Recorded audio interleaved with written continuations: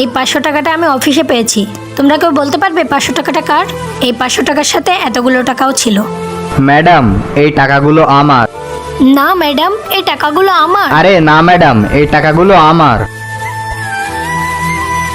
এবার তোমরা তিনজন সত্যি করে বলো তো, এই টাকাগুলো আসলে তোমাদের মধ্যে কার? ম্যাডাম বিশ্বাস করুন, এই টাকাগুলো আমার। ম্যাডাম, ও মিথ্যে কথা বলছে। যাও তোমরা আর নিজেদের কাজ করোগে। রাহুল, আমার কাছে একটা প্ল্যান আছে।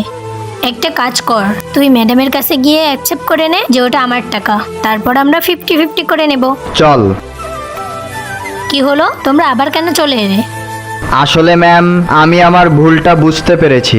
এই টাকাগুলো ঈশিতার। আমি মিথ্যে কথা বলেছি। আমি লোভে পড়ে আপনাকে এই টাকাগুলো আমার বলে ফেলেছি। এই টাকাগুলোর আসল মালিক ঈশিতাই। ওকে টাকাটা দিয়ে দিন।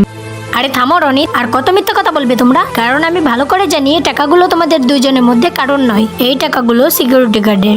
রাজ আমাকে সব বলেছে। আরে তোমাদের দুজনের লজ্জা লাগা দরকার। অন্যের টাকাকে নিজেদের টাকা বলছো? তারপরে ছেলে আর মেয়েটির সাথে কি হলো তা জানতে হলে অবশ্যই লাইক করে চ্যানেলটি সাবস্ক্রাইব করে দিবে।